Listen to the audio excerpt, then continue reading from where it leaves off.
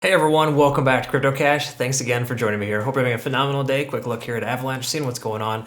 We actually swept a majority of this lower liquidity here, so that's fairly positive. We like to see that. Not saying it's awesome. The price is down as low as $33, or sorry, yeah, $33.50 is a rough estimate, but we are looking at a potential shift in momentum here. So we'll talk about that, and obviously so much more. If you're new to the channel, just know I'm not a financial advisor. Hope you can learn something today. I love teaching people to trade, so if you do have you'd like to attend my trading university, check it on out. We also have trade signals as well. We are basically long on a handful of positions with our trading bot. In other words, it's a scalping bot. Basically takes day trades, gets in and gets out of the market fairly quick. We saw 22% from Solana in 19 hours yesterday from a short, and at this point we've since opened a few longs. So, ETH, Litecoin, XRP, we're long on some of those there. So just know that there's definitely a shift in momentum here on the smaller time frames where we have some confirmational signs, okay? It's not a guarantee, and keep in mind those coins or those trades are to be held for short periods of time. You should not be trading those coins for hours or sorry, it should be hours, but not like days or weeks, right? It's typically supposed to be in and out as fast as you can. That's the whole point of it.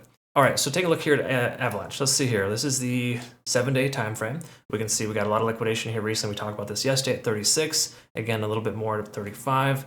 There's new liquidation levels at about 33.30, right there below this most recent low. Okay, it's really common. We can also see $40 close approximate as the resistance level for us here. So in all reality, we're just kind of right in that range. Okay, so at this point, there is potential for the price to continue higher and sweep that level of liquidity at $40, but there's a lot of room to a lot of things that need to happen before we have that room to grow, okay? And we're going to talk about validation and invalidation here, so let's go ahead and start with the daily time frame, work our way down, and see what's going on here. So quickly to note on the daily time frame, we are below a specific key level here, such as a 20-day SMA, kind of a trend setter, letting us know that we've shifted tentatively bearish. I like to say tentative because we haven't lost the 50 yet. That's typically the indicator. We're also above this most recent resistance level at about $34. So technically we haven't closed below that level. So we're in decent shape still, but not great, okay? And again, a candlestick closure is a lot different than a candle wick. As you can see, we've wicked down twice now. But we haven't closed below that level, so we just got to give it time to see if it closes above or below to confirm that that shift in momentum. Again, closing below that level isn't like a line in the sand. It just means that there's a good chance we're going to continue lower if we lose that support range. Same thing here with the RSI. We did lose 50 on the RSI. Not fantastic. The last 48 hours has been not so great for a lot of coins.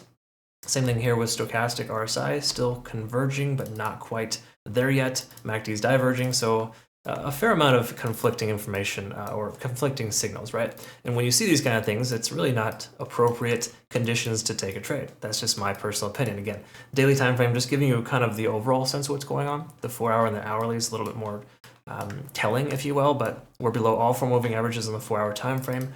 Not really great conditions to take a trade. Stochastic RSI is telling us we have a convergence, which is great, but it's not like a full-on, awesome situation here where the price action is going to just shoot to the moon. Okay, so again, with that convergence on the horizon, that's actually a good sign. It tells us there's a shift in momentum. We could see the price continuing higher, but we're still below 50 in the RSI. Money flow index is fairly low. We can see traditional or just MACD in general is effectively trying to converge but hasn't yet. Okay, so again, we don't have a lot of things here. There's like one constellation out of like 5 things we want to check off the box. So to me, this is not a prime position or situation to be able to take a trade. Looking at the hourly though, we can kind of confirm as well that we're probably still below the cloud. I'm just speculating here, but it's pretty safe to say we are. And with us being below that level, it's going to be a little while before we're back up above. Okay, so another 48 hours at least. And good news is, by hopefully Monday or Tuesday next week, we'll have some more information on the Bitcoin ETF approval, denial, whatever, that could send the market into some kind of crazy candle wicks and candlesticks. So generally speaking, we're hesitating to take a trade, a long position trade or shorts on our swing trades because we're waiting for confirmation. Okay, so again, I'm more so just kind of hesitating and waiting just because I want to be safe. But good news is a lot of coins are not giving us definitive directions right now. And what that basically just means is we're in that gray area where we probably want to kind of hang out on the sidelines. I know hardcore traders are they're gonna be frustrated to hear that, and I get that. If you have to, if you're itching to trade every single day, you're probably doing it wrong, honestly. But that's just me personally. I don't think that you should force trades. But at this point here, we're below the cloud, right? Conversion lines intersecting with the baseline. We're really close to it, and the lagging span is inside the price action. So we have most signs here that a short position is not appropriate. Okay, so we're going to draw this trend line out over here a little bit further. Kind of just keep perspective on that here. So with our fibs, it's interesting. A lot of coins are doing this right now, where the lower 0.236 fib level, based on that lower liquidation that we saw occur a few days ago from Bitcoin, that sent all the market down pretty hard. This is turning out to be a new resistance level for us. So ultimately, what we want for confirmation is two things. We want to be above this level here, roughly 3650. And the reason why we need to do that is because we want to establish a higher high. That's how you break trends, is breaking through a previous high. And if we can do that, then we'll be in a situation where we'll not only be above the cloud, but we'll also be above that previous resistance. Okay. So what we're trying to do is we're trying to break this range that we're in right now with a higher high or a lower low. Okay. Again, if the price does one of these, then we'll confirm bearish. If it breaks up here, for example, then we'll confirm bullish. Okay. And when I say bullish, bearish, those are more so short-term time frames. This is the hourly time frame. I'm not saying the coin will just go to the moon or go to the ground because of that. Okay. Just a shift of momentum to let us know that it's probably pretty safe or safer to take a long or a short at that time. Right now, we're in that gray area, which is roughly 95% of all coins. Most coins are not tradable. The coins that are have full confirmation, or at least a majority confirmation, and we're not seeing that here with this coin. So again, what are your thoughts? What do you think is going to happen next? Do you have any patterns that you see here that are forming? I mean, this is definitely more so of a bearish pattern, right? Price is working itself into a channel. We could very well see it continue to break down. Somewhat of a bear flag, but again, smaller time frames. I'm not going to go ahead and say that just yet. So let me know what your thoughts are there, of course. Quickly to note too, this is really important to recognize. Within 24 hours from now, we'll have availability to register for this trading competition. So if you use my link to register, you have to use my link to register.